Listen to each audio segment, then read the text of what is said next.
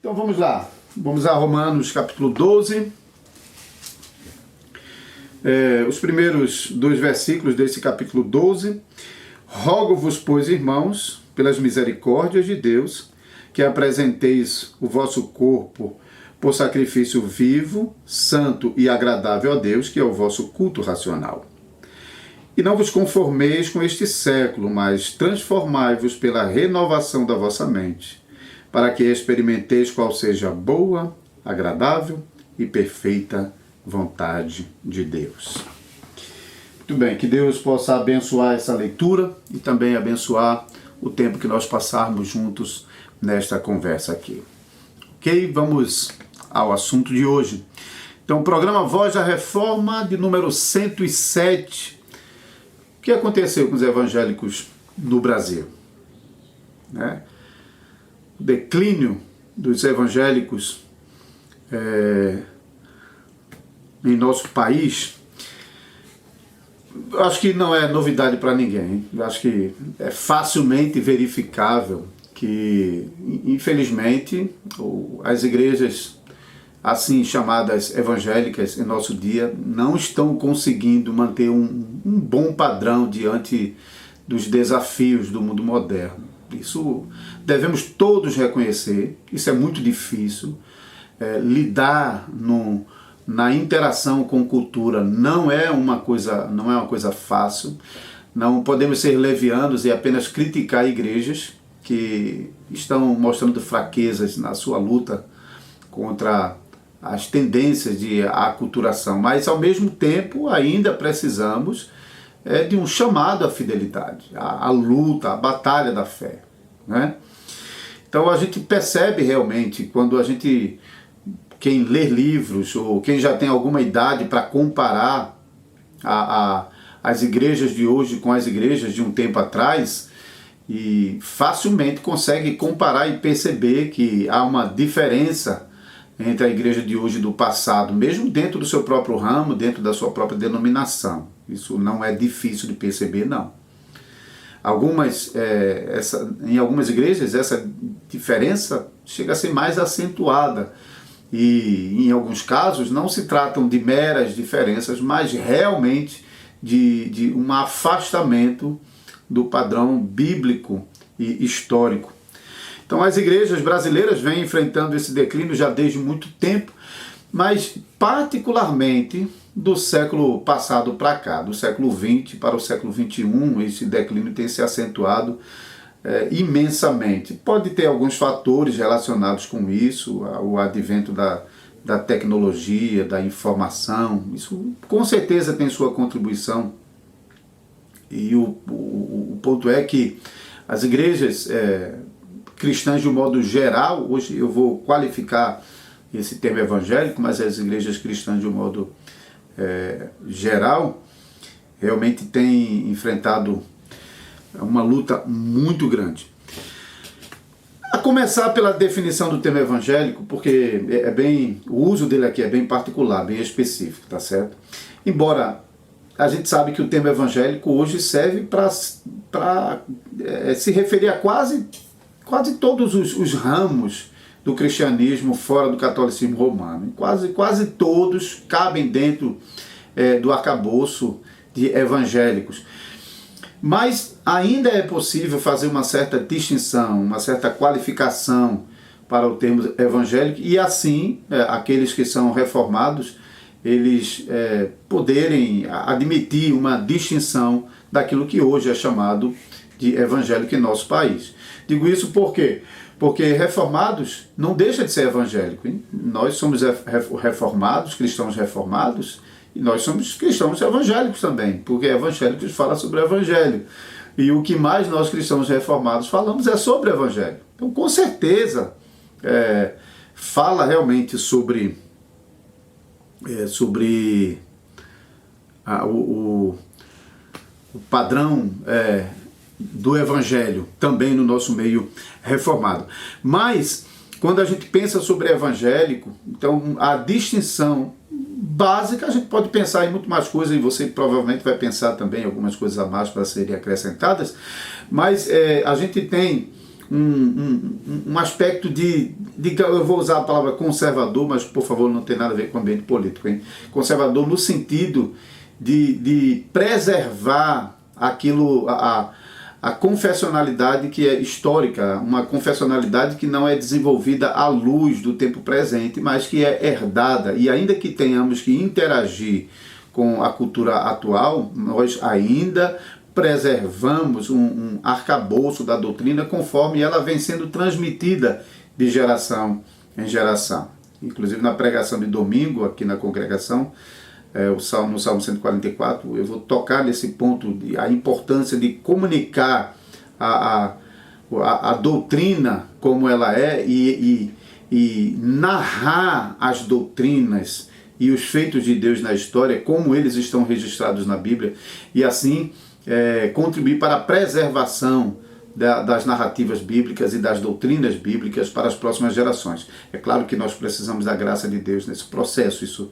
A preservação não depende de nós temos uma responsabilidade, certo? Então esse aspecto de conservadorismo na doutrina, no costume, na prática, na abordagem, na hermenêutica.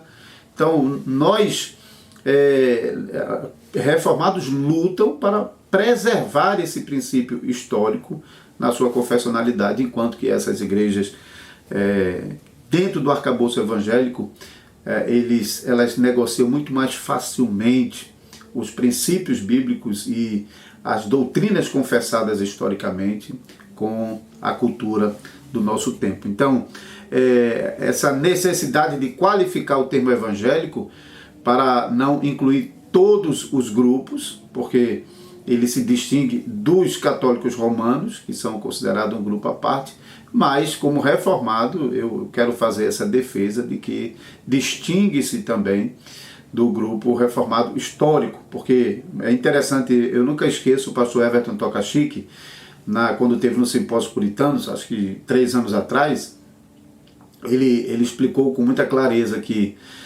no passado o uso do termo reformado era muito específico. Reformados não era um termo adotado por todo mundo, nem para designar qualquer pessoa que acreditava em algum aspecto da reforma, mas era realmente um termo especial para se referir àqueles que estavam se unindo em torno de princípios comuns, resgatados na grande reforma. Mas depois, já o termo reformado se tornou uma coisa tão popular que já não era mais suficiente. É preciso falar mais do que dizer que eu sou reformado. Especialmente quando a gente vai para a internet hoje, então quase todo mundo hoje é reformado. Mas então é necessário qualificar o termo reformado, e o pastor Everton Tocachique falou sobre confessionais. Então, reformados confessionais, ou seja, reformados que preservam uma confessionalidade histórica, né? Não é um reformado que confessa uma suposta doutrina reformada com base em pressupostos de nossos tempos, mas são princípios bíblicos que vêm sendo confessados ao longo da história e preservados em nosso tempo. Mas o pastor Everton Tocachique, ele deu mais um passo adiante, e eu acho que foi interessante isso, porque essa fase das igrejas reformadas confessionais parece que também já está ficando ultrapassado. Mal chegou, já está ficando ultrapassado.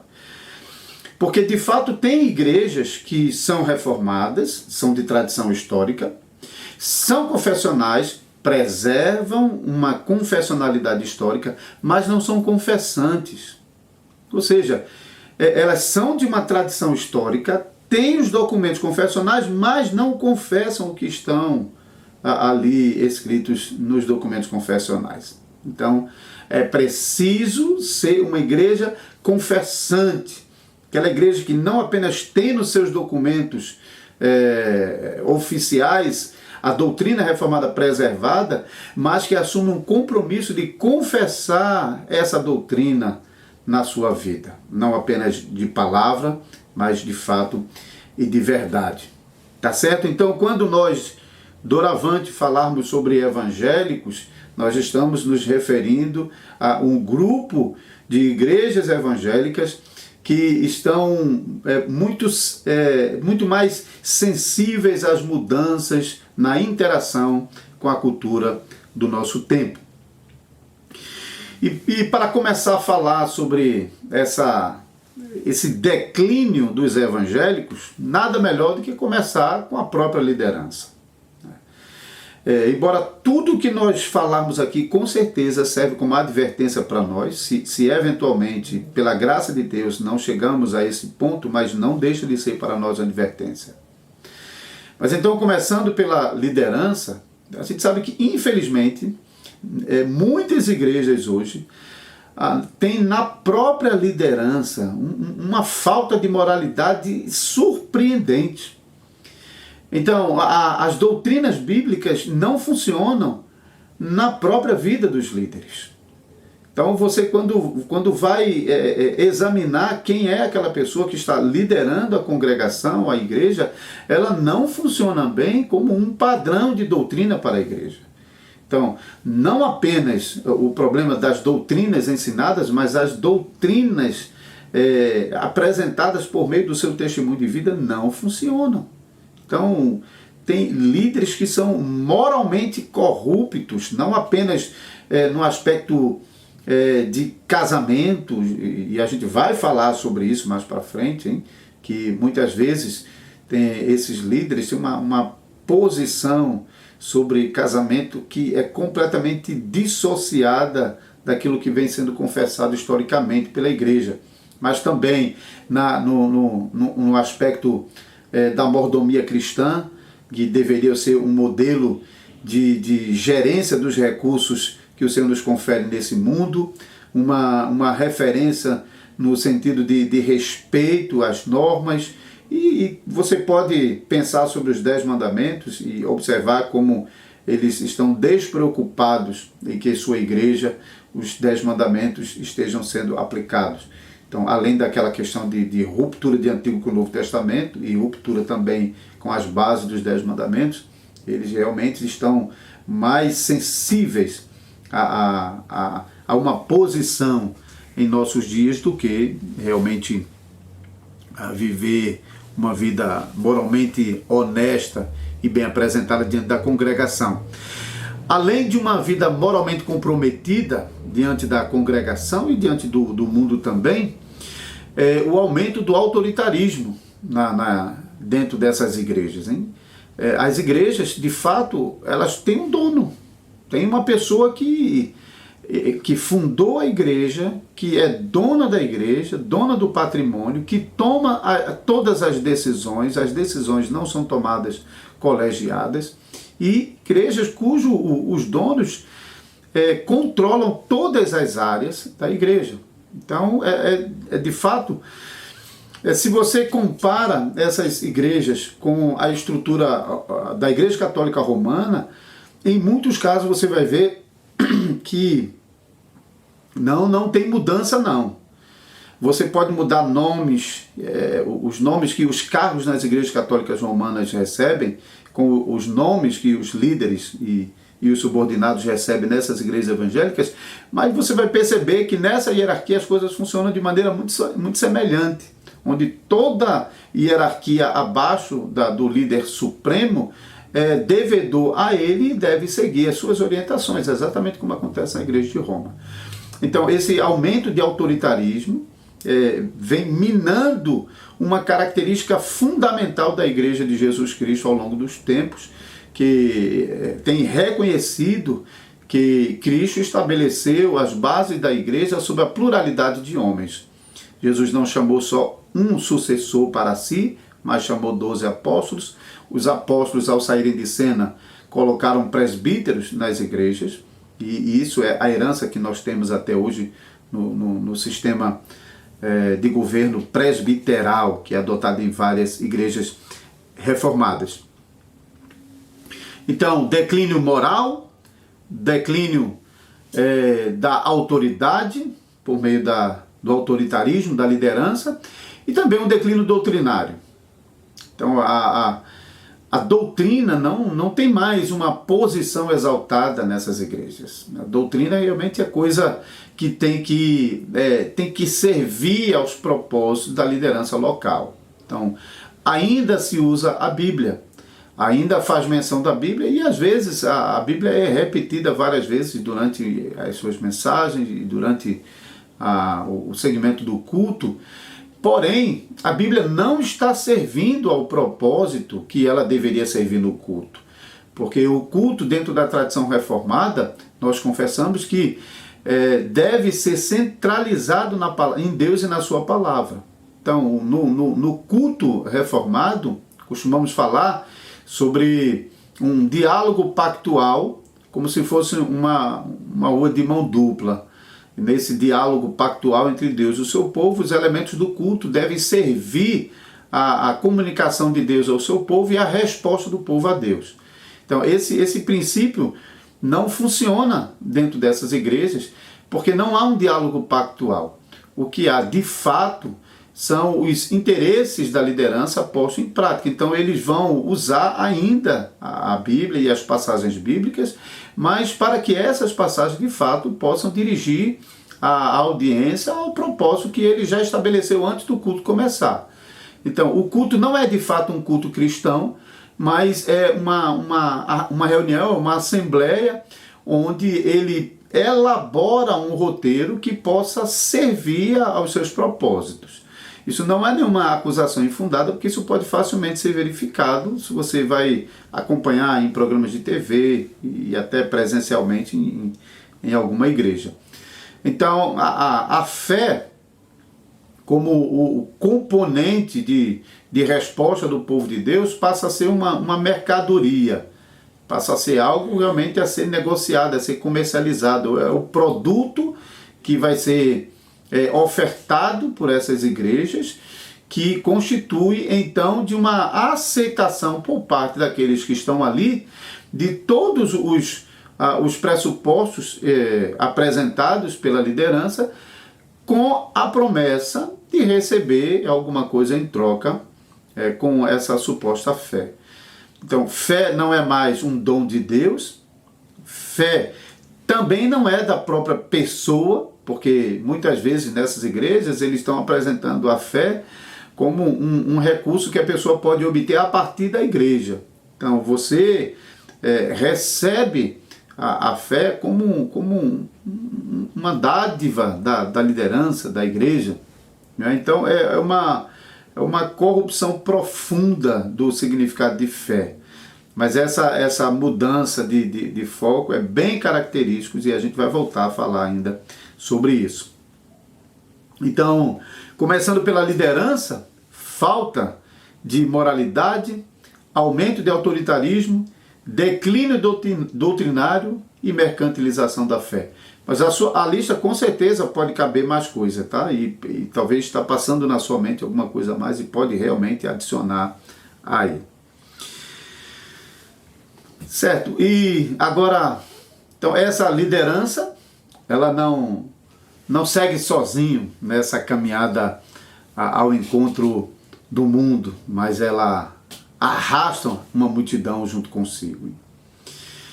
Então, esses líderes, eles como pessoas que têm uma capacidade, às vezes extraordinária, realmente de convencer pessoas e de arrastar pessoas junto consigo, eles realmente levam junto consigo o restante da massa evangélica nas suas igrejas para um engajamento, seja um engajamento nos diversos temas que os evangélicos têm se envolvido ao longo desse tempo, e a gente vai perceber isso, como também o abandono daquele exclusivismo cristão. Quando a gente fala sobre exclusivismo cristão, não estamos falando sobre o exclusivismo da fé da salvação na nossa denominação. Às vezes a gente acha que os salvos só estão na nossa igreja, na nossa denominação. Não estamos falando sobre isso.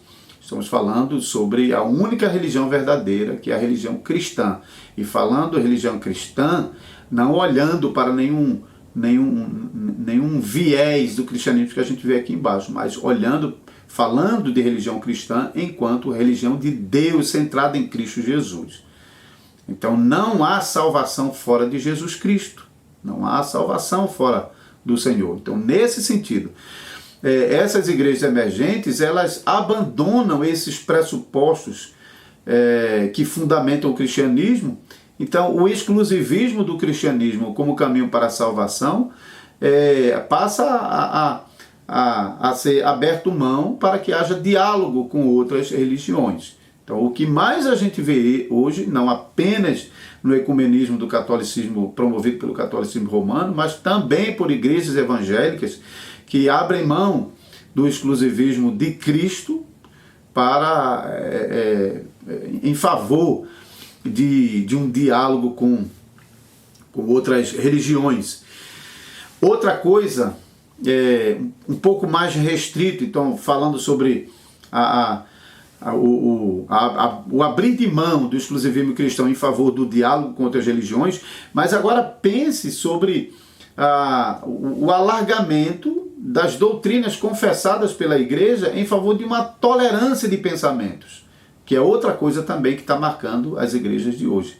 O que acontece é que no escopo talvez um pouco mais reduzido do que o escopo geral do cristianismo, onde outras religiões estão entrando no diálogo, mas agora falando mesmo no sentido mais estrito, igrejas que ao longo do tempo vem confessando um conjunto de doutrinas junto com a igreja de Cristo, a igreja que tem preservado ao longo do tempo essas doutrinas. O que tem acontecido é que as igrejas estão alargando o escopo doutrinário para poder confessar mais coisas, ou para confessar coisas de maneira mais abrangente, para incluir mais pensamentos dentro da confessionalidade da igreja. Então, hoje a palavra do momento é tolerância.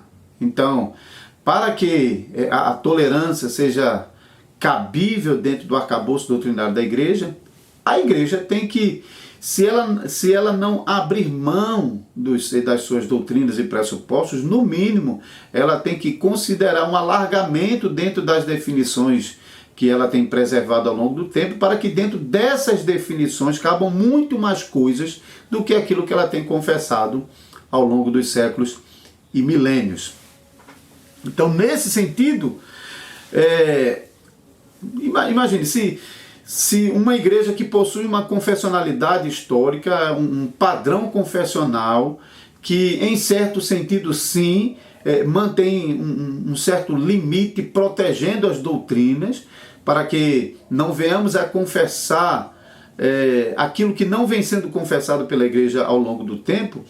Então, o que acontece é que as igrejas acabam ficando tão pressionadas por vários ramos do cristianismo, e até mesmo pela pressão que vem de fora, porque ela é acusada de ser arrogante, porque então ela é agora dona da verdade, e ela, com a sua confessionalidade, ela está promovendo mais divisão do que ajuntamento, porque lembre-se que está bem ligado com o que já falamos anteriormente, acerca do alargamento das definições doutrinárias para caber muito mais coisa dentro da confissão que nós fazemos, e também no alargamento da religião cristã para caber também outras religiões nesse diálogo.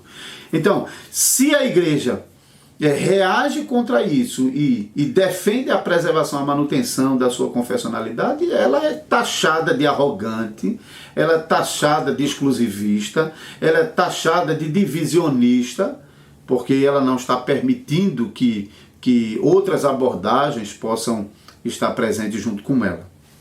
Então, isso é outra coisa que nós vemos como essa inserção dos evangélicos no seu contato com o mundo tem levado. E acrescentando mais uma coisa, a mudança de religião. Hein?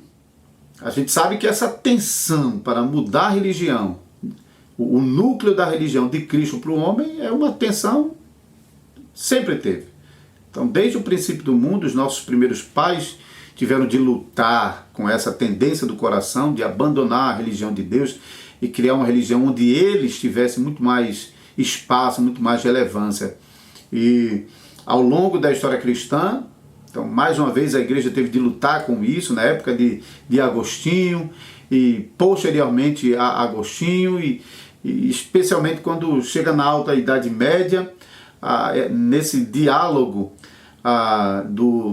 da herança agostiniana, em que a doutrina era muito mais centralizada em Deus, em sua palavra, e então, a partir de Tomás de Aquino, a igreja passou a ser muito mais, a se expressar muito mais pelo pensamento de Tomás de Aquino, que mudou o eixo das coisas, e então aquilo que mais tarde vai ser considerado como arminianismo, como a religião das obras, já começa a ganhar mais força ainda dentro da igreja. Então, essa tensão para mudar o foco da religião de Deus para o homem, cada vez é uma exigência mais forte. Hoje em dia, o homem tem que ter um lugar, ele tem que ter a parte dele, ele não pode ser considerado um lixo, ele não pode ser considerado um pecador miserável. Ele é pessoa importante, ele é uma pessoa humana relevante, ele é uma pessoa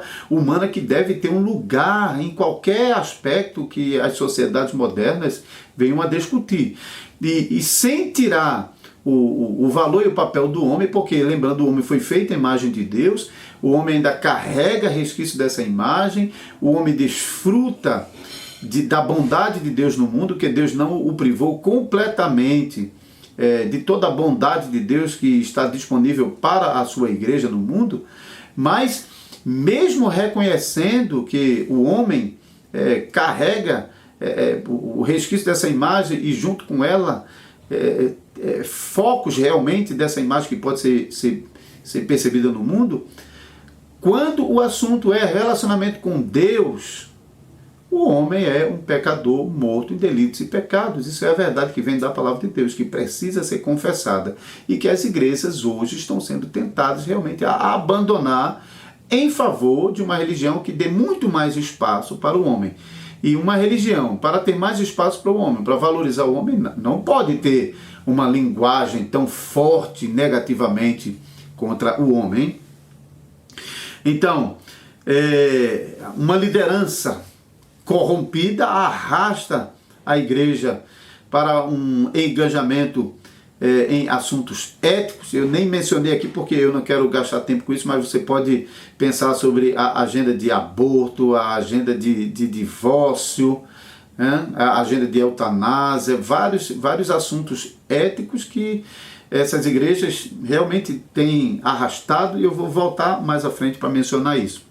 Também o abandono do exclusivismo cristão, o alargamento das definições doutrinárias, abandono da confessionalidade e mudança do eixo histórico da religião de Deus para o próprio homem.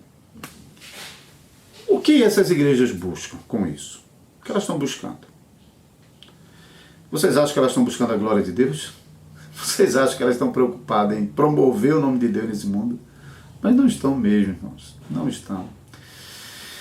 É lamentável, é triste ter que atestar que o que realmente os homens com essa religião que eles estão forjando buscam é realmente a sua relevância na sociedade, a sua aceitação na sociedade, o seu lugar na sociedade. Eles não estão preocupados com a glória de Deus, em promover o reino de Deus nesse mundo, mas promover o seu próprio espaço. Então não há... O que ele chama de evangelismo, na verdade, é muito mais um tipo de proselitismo da sociedade para afastá-la de Cristo, e não para levá-la a Cristo. Então nós começamos o nosso programa lendo Romanos 12, que diz: "E não vos conformeis com este século, mas transformai-vos pela renovação de vossa mente, para que experimenteis qual seja a boa, agradável e perfeita vontade de Deus." O evangelismo é levar o mundo a se conformar a Deus, a ser transformado pela verdade de Deus, pelo conhecimento de Deus. Mas não é isso que essas igrejas estão buscando. O que essas igrejas estão buscando é alienar o homem de Deus e assim os seus frequentadores, cooptados pelos seus líderes e pelos seus discursos, realmente possam se juntar a eles nos ideais que ele já tem proposto, né? Infelizmente é assim. Então, eles realmente querem a aceitação pela sociedade, querem que a sociedade os reconheçam como alguma coisa de valor, hein? Então, outra coisa também é o respeito acadêmico. Nesses ambientes, cada vez mais a gente vê, tem os dois lados, na verdade, hein? Tem aqueles que estão buscando, por meio da academia, se firmar e então receber reconhecimento, e aqueles que, do outro lado, têm buscado, por meio das cadeiras nas igrejas, nas principais cadeiras nas igrejas, estabelecer também os seus pontos de vista. Então, tanto a academia quanto as cadeiras nos púlpitos estão servindo a esses homens para buscar um respeito a partir da cadeira que eles sentam. Então, não estão usando a sua cátedra para realmente promover o conhecimento de Deus e a glória de Deus, mas para obter respeito a partir dessas cadeiras e garantir assim o seu espaço, não apenas como figuras relevantes, mas também nos debates dos grandes assuntos serem ouvidos e serem referenciados como pessoas que devem ser ouvidas, consideradas na discussão desses assuntos. Então, em conclusão, de fato poderíamos até falar mais coisas aqui, mas o tempo já avança. Então, para concluir, será que a nossa tradição reformada tem alguma coisa para contribuir para um resgate da posição evangélica na sua ligação com a história? Então, como reforma, estou falando reforma porque nós, como cristãos reformados, então pensando sobre a nossa herança histórica, como isso pode contribuir, ou será que não? Ou será que a nossa herança histórica não tem nada a contribuir? Será que, quando eu falo herança histórica, eu falo sobre o conteúdo da fé, aquilo que nós aprendemos, e também a abordagem histórica, como as igrejas, ao longo da história, têm feito uso desse conteúdo da fé, conteúdo doutrinário. Então, como essas coisas realmente podem nos ajudar na recuperação da posição evangélica tradicional, histórica, porque no passado os reformados também eram chamados de evangélicos, e como recuperar então o valor, o crédito da palavra evangelho que está inserida dentro dessa designação. Se você voltar um pouquinho antes da reforma, aquilo que a gente chama de pré-reformadores, e se você vai estudar qual foi o ponto de partida, porque quando a gente menciona John Hus, John Wycliffe e outros nomes antes da reforma, o que marca realmente o papel desses homens que acabaram legando a eles um lugar importante na história? Foi a sua luta pelo resgate da centralidade da palavra de Deus. Mesmo esses homens ainda em boa medida sendo homens da Igreja Católica Romana, e devemos realmente ter uma abordagem equilibrada sobre esse assunto, porque não podemos jogar tudo fora como se fosse um lixo, e até a expressão que muitas vezes é usada, a era das trevas, eu mesmo não gosto de usar essa expressão, porque parece que então, desde a igreja cristã primitiva até a reforma, tudo era treva, não tinha nada de bom, não tinha nenhuma produção relevante. Isso não é verdade, não. A doutrina da eleição foi preservada em alguns mosteiros, alguns concílios lutaram contra alguns erros da igreja, houve produção literária riquíssima durante esse período. Na produção dos pais, a gente pode encontrar muita luta e batalha pela fé, na luta dentro da própria igreja. Então, Não podemos jogar tudo fora. Essa expressão, a Era das Trevas, não é cunhada pelos cristãos. Não foram os cristãos que cunharam. Essa expressão vem em boa medida e foi popularizada, pelo menos, a partir do movimento iluminista. Porque eles se acharam a luz. Então, o movimento iluminista se arrogou como sendo a luz jogada sobre as trevas. Então, eles chamaram de trevas o período da igreja e eles, então, com racionalismo, acharam que era a luz que podia dissipar a treva que a igreja, durante a Idade Média, tinha arrastado o mundo todo. Então, tenha muito cuidado com o uso dessas terminologias. Então, antes da Reforma, aqueles homens que ainda eram homens da Igreja Católica Romana e continuaram com muitos pensamentos ainda esquisitos, o próprio Lutero também ainda tinha alguns pensamentos esquisitos, mas esse homem interagindo e lutando dentro da igreja por uma reforma, por um resgate, eles começaram com a palavra de Deus. Então, traduzindo a palavra de Deus, John Wycliffe, traduzindo a palavra de Deus a partir dos originais, John Hus pregando a palavra de Deus como grande pregador. John Hus, historicamente, é dito que ele não era um acadêmico nato como era John Wycliffe, mas ele era um pregador por excelência. E ele, usando a sua arte oratória, ele trabalhou em cima dos escritos de Wycliffe e da abordagem que Wycliffe já tinha iniciado para então chamar a atenção por meio da pregação para a centralidade da palavra de Deus. E nisso ele confrontou a igreja de Roma em muitos aspectos. Então, esses homens foram sedimentando o caminho da reforma com a reivindicação de que a palavra de Deus tinha que assumir uma posição central, não o Papa, não a própria igreja, não os crentes, não os concílios das igrejas, mas a palavra de Deus tinha que ter primazia. Então, eu acho que a gente poderia falar mais coisas, mas, mais uma vez, a nossa ideia aqui é uma abordagem mais simples. Então, eu quero ficar somente com isso.